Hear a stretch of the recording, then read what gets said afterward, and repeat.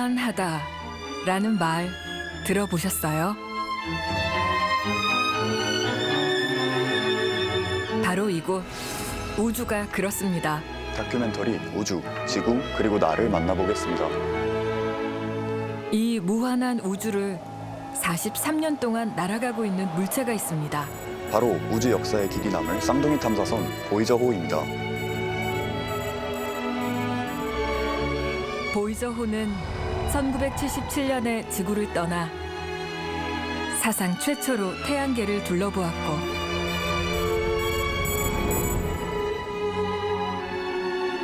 별과 별 사이의 공간, 인터스텔라에 도달한 최초의 탐사선이 되었습니다. 외계 생명체를 찾는 세티 프로젝트에 대해서도 살펴봅니다. 세티 프로젝트는 1960년대부터 지구로 오는 전파 신호를 분석하는 일을 계속해왔습니다. 문제는 유의미하다고 할 수 있는 신호들은 무수히 많은데 그것을 검증할 만한 통신 기술이 아직까지 없다는 것입니다. 외계 생명체를 단순히 SF 소설이나 영화에서나 나올 법한 공상이라고 생각할 수도 있습니다. 하지만 드레이크 박사의 방정식은 그것이 충분히 과학적으로 가능하다는 것을 많은 사람들에게 일깨워줬습니다. 외계 생명체를 위한 레코드판도 제작됐습니다. 보이저호에 실어보낸 골든 레코드는 외계 생명체에 대한 과학적 근거가 있었기에 가능한 프로젝트였습니다. 표면에는 레코드를 처음 보는 지적 생명체를 위해 재생 방법까지 새겨놓았죠. 118장의 사진에는 인류의 모습과 문명, 그리고 지구의 자연과 동식물들의 모습들이 담겨 있습니다. 특히 저는 골든디스크에서 흘러나오는 한국어 인사가 기억에 남더라고요. 아이보안 시안 이빙알레라 마카오 안녕하세요. Witajcie, istoty z zaświatu.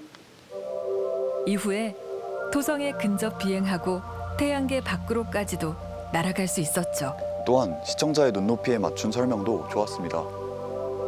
KTX로 몇백 년이 걸리는 그 먼 곳까지 어떻게 그렇게 정확하게 찾아갈 수 있었을까요? 이 비행 경로에는 놀라운 과학적 비밀이 숨어 있습니다. 중력과 질량을 이용한 실험을 해봤습니다.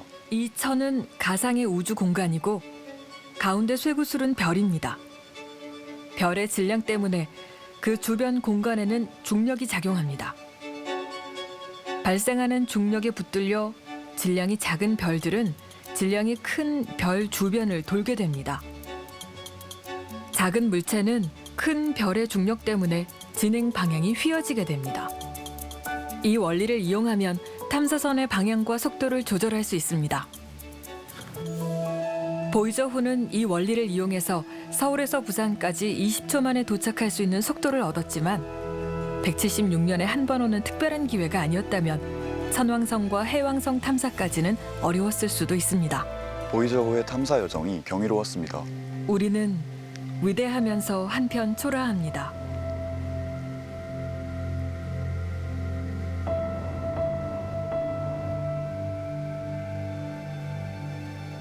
인간의 지성은 우주의 작동 원리를 밝혀내고 이 광활한 우주에 탐사선을 보낼 수준까지 진화했습니다.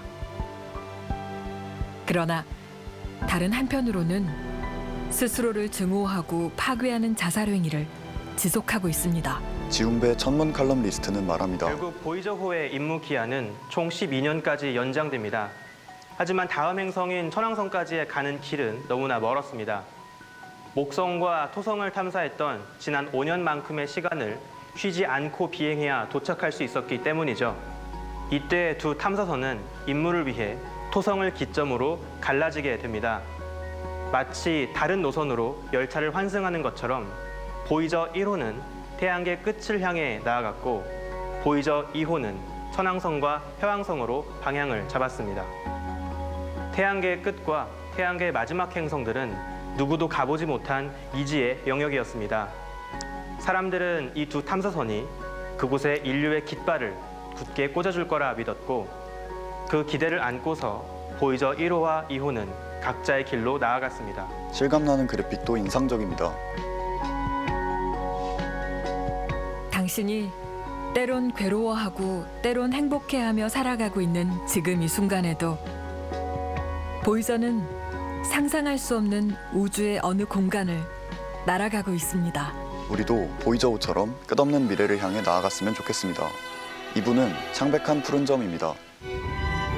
보이저호의 여정에 사람들은 위대한 여행이라는 이름을 붙였습니다. 그리고 이 여행자의 기록은 언제나 새로운 것이었습니다.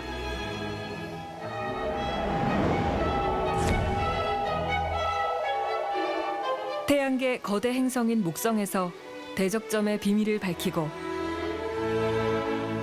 최초로 토성의 고리를 근접 촬영했던 보이저의 관측들은 천문학의 역사를 새로 써나갔습니다. 그리고 지구에서 59억 킬로미터 떨어진 지점까지 도달했을 때 보이저 1호는 태양계를 떠나기 전 특별한 이별 사진을 찍기로 합니다. 카메라의 방향을 지구 쪽으로 돌린 건데요.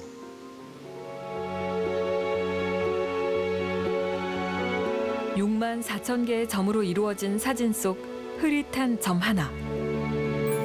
같은 시기에 찍은 행성들의 사진은 훗날 태양계의 가족 사진이라 불리게 됩니다.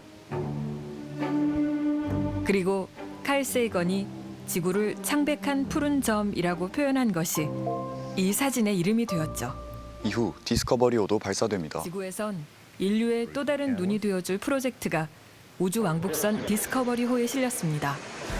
바로 허블 우주 망원경을 지구 궤도에 올려놓는 것입니다. 허블 망원경은 대기권 위로 올라가도 또렷하고 선명하게 우주 행성을 관찰할 수 있는 망원경입니다. 우리나라 보현산 천문대 망원경과 비교도 해봤는데요. 우리와 약 2,300만 광년 떨어진 나선 모양의 소용돌이 은하입니다. 저 먼 거리의 은하가 이 정도로 보인다는 건 놀라운 일이죠. 하지만 허블 우주 망원경으로 소용돌이 은하를 보게 된다면 더 놀라운 경험을 할 수 있습니다. 은하의 모습이 참 신비롭더라고요. 사실 허블 망원경의 반사경 크기는 2.4m로 보현산 천문대와 큰 차이가 없습니다. 그럼에도 별들의 고향이라고 불리는 성운의 깊숙한 모습까지도 들여다볼 수 있죠. 하지만 아름다운 우리의 행성 지구는 심각한 문제와 직면하고 있습니다. 지구는 과거 그 어느 때보다도 빠르게 뜨거워지고 있습니다. 지구 온난화와 같은 환경 문제를 겪고 있죠. 극지방의 빙하들은 계속해서 녹아내립니다. 스웨덴 출신 어린 환경운동가의 연설도 들어봤습니다. People are dying. Entire ecosystems are collapsing. We are in the beginning of a mass extinction, and all you can talk about is money and fairy tales of eternal economic growth. How dare you? 인간의 욕심에 대해 돌아보게 됩니다. 우주는 얼마나 큰가요? 지구는 얼마나 작은가요? 우리는 여기서 무엇을 해야 하나요? 위대한 여정을 떠난 보이저호와 우주 속의 지구를 탐구해본 다큐멘터리 지금까지 우주, 지구, 그리고 나였습니다.